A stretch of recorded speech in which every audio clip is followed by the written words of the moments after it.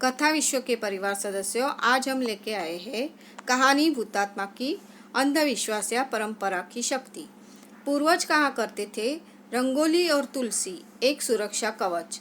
दरवाजा के सामने रंगोली होनी चाहिए, चौखट पर रंगोली होनी चाहिए, उस पर हल्दी लगी होनी चाहिए।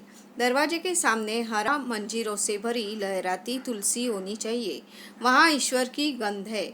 सफ़ेद रंगोली तुलसी को देखकर उस क्षेत्र में अतृप्त आत्माएं भटकती नहीं।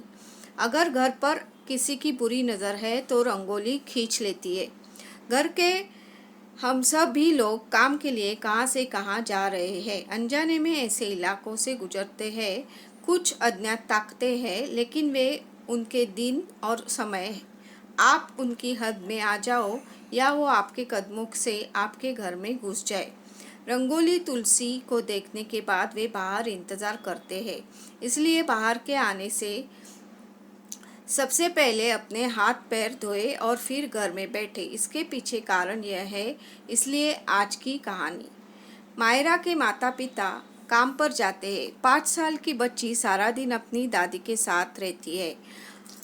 दादी अपनी बहू से कहती है कि दरवाजे के सामने रंगोली और तुलसी होनी चाहिए, लेकिन वह अपने बेटे को मनाना नहीं चाहती। लेकिन अब यह पुरानी बात हो गई है। उनका कहना था कि उन्हें ऐसा कुछ नहीं चाहिए।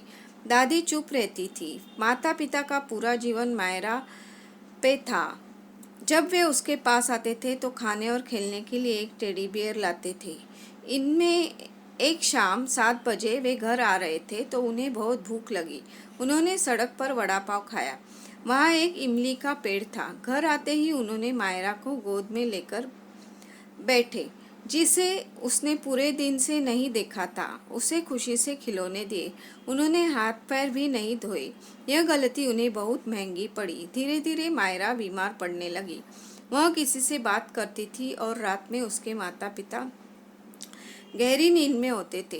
तभी दादी ने नोटिस किया, घर पे किसी की परछाई घूम रही है। मायरा उस परछाई से बात करती है। घर में हलचल बढ़ जाती है। कोई एक कमरे से दूसरे कमरे में भाग जाता है। मायरा को अस्पताल में भर्ती कराया गया। उसका बुखार कम नहीं हो रहा था। वह कुछ भी नहीं खा रही थी। उसके माता पिता भूत प्रेत पे विश्वास नहीं करते थे। उन्हें उसकी दादी की किसी बात पर विश्वास नहीं था। एक दिन मायरा हॉस्पिटल में, वहाँ दादी थी। माता पिता दोनों कुछ देर के लिए घर आए। उन्हें भी यह अनुभव हुआ। अंदर से किसी ने बाबा के पैरों पर गेंद फेंकी। कोई शयन कक्ष की ओर भागा। अगर मायरा नहीं तो ये घर में खिलौने किसने फैलाए, जहाँ खिलौने बदल गए हैं। कभी कभी कोई दरवाजे के पीछे छिपा होता है, हमें देख रहा होता है। अनजाने में माता पिता सदमे में थे। अब उन्हें दादी का महत्व पता चला।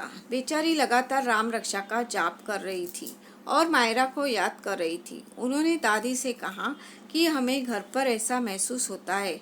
दादी की परिचित एक कोई उन्हें दरगाह ले गई। वे पीर बाबा को घर लाए।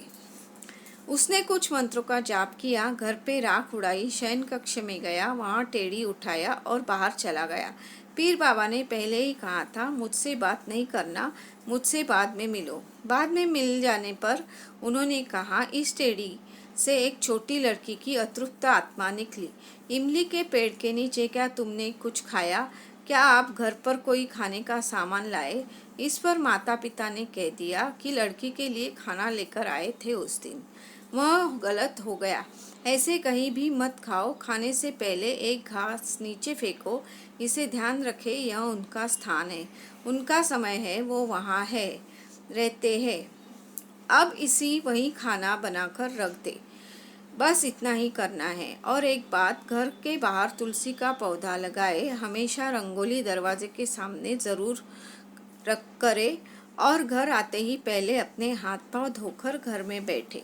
उस दिन ये आप लोगों ने नहीं किया। उन्होंने सब कुछ उस पीर बाबा के कहने पर किया। अब तुलसी द्वार के सामने झूलती है, रंगोली है। दादी की नहीं माने, लेकिन यह कैसा है, आपकी चिंता जब दिल के टुकड़ा के लिए परवाह करता है तो सब कुछ अविश्वसनीय होता है। अब टेढ़ी में बैठा भूत चला गया घर से। मायरा ठीक है। दोस्तों, कैसी लगी कहानी हमें कमेंट करके बताएं और चैनल को सब्सक्राइब करें। घंटी का बटन ज़रूर दबाएं ताकि ऐसी मज़ेदार कहानी आप तक पहुंच सके। धन्यवाद।